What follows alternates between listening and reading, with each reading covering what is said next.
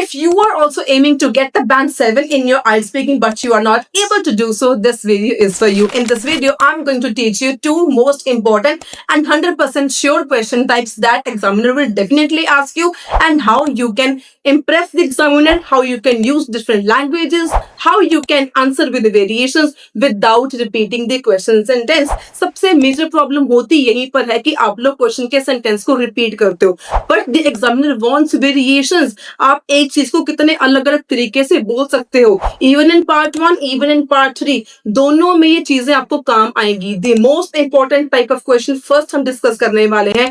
Do you like dash dash dash. अगर आपको questions आते हैं do you like eating chocolates, instead of saying yes I like eating chocolates, आप इसको rephrase करो. आज मैं आपको 10 फ्रेजेस ऐसे सिखाने वाली हूँ जिसकी हेल्प से डू यू लाइक आप आगे से बोलना हट जाओगे, एंड इसकी बजाय आप ये 10 बहुत ही ज्यादा इजी येट पावरफुल फ्रेजेस आप यूज करके you can make your speaking more impressive. And वो कहते हैं ना, a good start is half done and the first impression is the last impression. Examiner आपके स्टार्टिंग से ही बैंड गेस कर लेता है कि इस स्टूडेंट की स्पीकिंग कितने बैंड लेवल की है. तो स्टार्टिंग आपने काफी ज्यादा स्ट्रॉन्ग रखनी है, एंड अगर आपकी स्टार्टिंग ही वीक है then this video is definitely for you. Start करते हैं. सबसे पहला फ्रेज डू यू लाइक को आपने रिप्लेस कैसे करना है.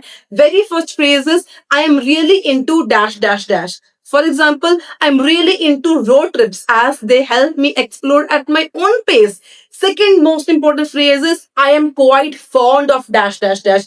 For example, I am quite fond of reading history books in my free time as it makes me feel refreshes. Third important is I absolutely love dash dash dash. For example, I absolutely love swimming as it refreshes both my mind and body. Try to incorporate these phrases into your daily conversation, into your daily language. जब भी आप part 1 की practice करो and आपको ये sure है 110% do you like वाला questions आपको आने हैं. पार्ट 1 में फॉर श्योर है, पार्ट 3 में भी आपको आ सकते हैं. तो ट्राई करो इनको वेरिएशंस के साथ यूज करने के लिए. Next is I have a soft spot for dash dash dash. For example, I have a soft spot for street food, especially spicy या savory snacks. Fifth is I am passionate about dash dash dash. Personally मुझे ये सबसे ज्यादा अच्छा लगता है. I am passionate about reading books, I am passionate about travelling by car, I am passionate about travelling new places, I am passionate about reading history books because it captures memories for ever and anything. Just आपने एक phrase के साथ अपना answer देना है, अच्छी language के साथ, प्लस इसको अपने रीजन के साथ या एग्जाम्पल के साथ आप इसको एक्सटेंड कर सकते हो.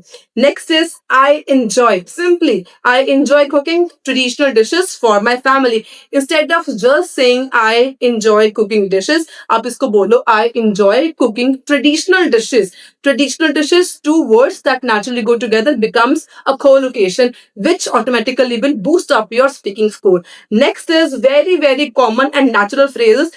I have a liking for dash dash dash. For example, I have a liking for mellow, slow paced music in the evenings. Very easy to use yet very impactful use in the natural conversations. Next is I tend to enjoy dash dash dash. For example, I tend to enjoy outdoor activities like hiking and cycling. And last phrase for I like dash dash dash का आप जो use कर सकते हैं that is I can't get enough of dash dash. Very very useful phrase. For example, I can't get enough of ice cream, especially chocolate flavored. ये सारे phrases वो थे जब आपने आंसर yes में करना है. अगर आंसर no में करना है तब भी आप अलग अलग phrases इसको यूज कर सकते हो. I am not passionate about, I am not a big fan of dash dash dash, I don't have liking for dash dash. Just इनको आप नेगेटिव वे में कर लोगे, आपके नो वाले सेंटेंसेस बन जाएंगे. But tip for here is कि try to make collocations by adding some adverbs. I rarely eat ice creams. I hardly like going on road trips. For example, I hardly, मैंने बोला hardly हो गया adverb. जब आप adverb लगा देते हो sentence automatically आपका collocation बन जाती है. This can boost up your band score up to a level of 7 and even 9 as well. So next most important type of question आपके पास है वुड वाले क्वेश्चंस, डेड वाले क्वेश्चंस. एक आपके पास जो क्वेश्चन है वो डेड वाला जरूर आएगा. एक आपका प्रेजेंट में आता है do you like dash dash जो हमने अभी किया. नेक्स्ट आपका आता है डेड वाले क्वेश्चंस कि आपने for example did you often eat ice creams as a child, या did you often read books when you were a child, did you often play outdoor activities when you were a child? Did you play sports programs when you were a child? Did you watch movies when you were a child? Did वाला एक question आप सभी को पता है कि आपका ये आता ही स्पीकिंग पार्ट वन। अब इसको आप लेवल 7 तक कैसे पहुंचा सकते हो? Instead of just saying I used to play, I did not play कह सकते हो, आई यूजुअली प्लेड कह अगर आप बोलते हो, तो ये सारी 6 बैंड वाली चीजें हैं। हमने आपकी स्पीकिंग पहुंचानी है 7 बैंड लेवल की। तो एक बहुत अच्छा आपको सेंटेंस फॉर्मेशन सिखाने वाली हूँ, जो आपको कोई भी नहीं सिखाएगा एंड अभी तक किसी ने आपको सिखाया भी नहीं होगा। अगर आपने इसको यूज कर लिया, एग्जामिनर डेफिनेटली आपको 7+ बैंड देने पे मजबूर हो जाएगा। सो जब भी आपके पास डिड वाला क्वेश्चन आता है, आपने यूज करना है वुड। वुड आप बोलोगे मैम फ्यूचर में यूज होता है, दिस आई एग्री, जो वुड है वो फ्यूचर में यूज होता है, लेकिन for repeated actions in the past भी वुड यूज होता है। जो काम हम पास्ट में अक्सर करया करते थे, उसके लिए भी हम वुड का यूज करते हैं। So here are different phrases कि आप डिड वाले क्वेश्चंस को कैसे आंसर कर सकते हो। First one is I would often. For example, did you visit your grandparents when you were a child? Yes, I would often spend my summer holidays at their place. अब देखो, सबसे important चीज basically part one में है क्या, कि आपने question का सेंटेंस को रिपीट नहीं करना। अगर आपने इतनी बात को समझ लिया, your speaking part one is done. Secondly, use variations in your sentence, done. Secondly, use variations in your sentences, starting वाला हमने सीखा। नेक्स्ट आ गया पास्ट वाला, प्रेजेंट वाला हमने कर लिया, पास्ट वाला अब हम कर रहे हैं। सो मैंने बोला yes I would often spend my summer holidays at your place. Question था did you visit your grand parents when you were child, तो मैंने क्वेश्चन को रिपीट बिल्कुल नहीं किया, मैंने इसका सीधा आंसर दे दिया, yes I would often spend my summer holidays eight their place. ये तरीका है। Second most important phrase you can use is I would always. देखोगे आई वुड ऑफन, कभी कभी आई वुड ऑलवेज मतलब हमेशा। सो did you help your parents in the garden? Yes I would always water the plants after the school. Again मैंने यहाँ पे एक तो वुड का यूज किया, फिर मैंने क्वेश्चन को रिपीट भी नहीं किया, मैंने सीधा अपना आंसर बोला। डायरेक्टली अगर आप आंसर ही दे दोगे, ऑब्वियसली क्वेश्चन का रिपीट होना बंद हो जाएगा। This is the trick you need to understand. Next is I would usually. For example, did you play sports in school? Yes, I would usually join the football team during the tournaments. Next is I would sometimes, और आप कह सकते हो I would occasionally. Sometimes and occasionally are same to same. Occasionally का मतलब sometimes का मतलब same to same होता है. So did you travel during your childhood? Yes. My family would sometimes go on short trips to the mountains. Next is I would rarely. जो हम कर रहे हैं ना, I would sometimes, I would rarely, I would often, I would hardly, I would always, ये सारे आपको collocations बनाने में हेल्प करेंगे। डिफरेंट टाइप ऑफ सेंटेंस हो गया एंड इवन क्वेश्चन का हमारा रिपीट भी नहीं हुआ। So did you eat junk food as a child? No, I would rarely eat. जब आपके नो आ गया, रियरली यूज कर सकते हो या आप हार्डली भी कह सकते हो। So no, I would rarely eat fast food because my parents preferred homemade meals. Next आ गया I would never. Did you skip school? No, I would never miss classes unless I was sick. भी मैं जब तक मैं बीमार नहीं होती थी, मैं क्लासेस को मिस नहीं करती थी। Seventh is I would spend hours. जब आपने कहना कि काफी टाइम आप स्पेंड करते थे, I would spend hours. Did you enjoy reading as a teenager? Yes, I would spend hours बuried इन मिस्ट्री नॉवेल्स। बहुत ही ज्यादा अच्छा फ्रेज है।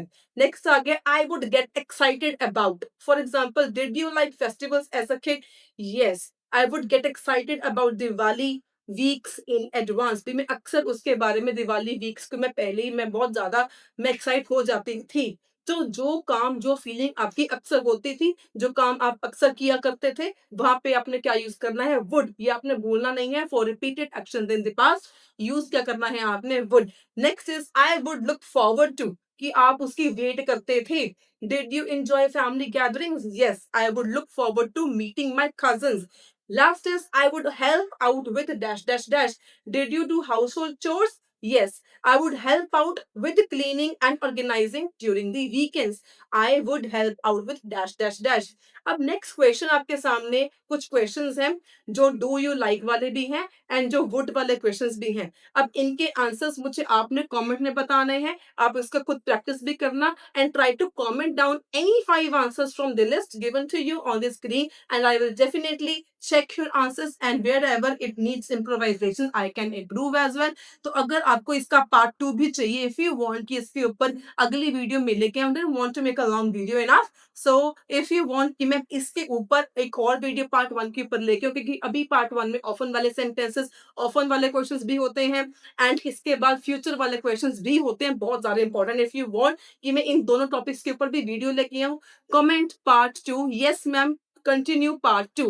तो इसके ऊपर नेक्स्ट डे ही वीडियो आएगी। From today onwards I am continuing this series of video, so make sure if you are new to my channel do like share and subscribe to my channel as well. And last but not the least, सबसे बड़ी announcement सभी के लिए, अगर आपके पास coaching के लिए time नहीं है या आप कोचिंग अफोर्ड नहीं कर सकते हो, I have a great news for you. What you can do is you can just join as a member of my channel. You can purchase the membership of my channel at just rupees 179, where you will get the recorded lectures online automatically. Once you become the member of my channel, you will automatically see the videos for the members only. ये वो videos हैं जो मैं online students को teach करती हूँ and इनको I upload for the members of my channel only. Besides this, आपको predictions भी मिल जाएंगी, जो आपके पास मटेरियल नहीं है वो भी आपको मिल जाएगा, आपको कोई भी गाइडेंस की भी नीड है आपको साथ ही में वो भी मिल जाएगी। What you have to do is you have to just like, share, subscribe to my channel, join पे जाके आपने मेंबरशिप को ज्वाइन कर लेना है। You have to share the screenshot on my WhatsApp number and जहां पर भी जो भी आपको मटेरियल की भी नीड होगी, प्रोडिक्शंस हैं, मटेरियल्स हैं, पीडीएफ्स हैं, वोकैबुलरीज हैं, सिनोनिम्स हैं, सभी कुछ आपको फ्री में साथ में मिल जाएगा at just rupees 179। Apart from this, मैंने लास्ट टाइम प्रिडिक्शन की वीडियो बनाई थी जिसमें टॉप 15 आईएलटीएस के क्यू कार्ड जो रिसेंटली आपको न्यूली ऐड भी हुए हैं, जिसमें से पेपर में क्वेश्चंस पूछे जा भी रहे हैं। अगर आपने वो वीडियो नहीं देखी जरूर देख लेना। अपार्ट फ्रॉम दिस, अगर आपको उन सैंपल्स की भी नीड है for predicted Q cards, then you can just again, ये आपको फ्री में मिल जाएगी। लाइक शेयर सब्सक्राइब कर देना एंड आपको वो PDF of free of cost मिल जाएगी। इवन जो हमने अभी आज भी डिस्कस किया, इसकी भी पीडीएफ आपको अगर चाहिए, you can just like this video, share this video, comment hype कर देना एंड शेयर भी कर देना। Subscribe to my channel if you are new to my channel, आपको इसकी पीडीएफ भी फ्री ऑफ कॉस्ट मिल जाएगी। एंड होप आपको इस वीडियो से काफी कुछ सीखने को मिला होगा, इंटरेस्टिंग लगा होगा। And if you find this video beneficial, do give it a thumbs up, share it with your friends, and don't forget to subscribe my channel for more daily informative videos on IELTS. Until then, stay happy, stay healthy, and don't forget to purchase the membership for free recorded lectures. That's all for the day. Thanks a lot.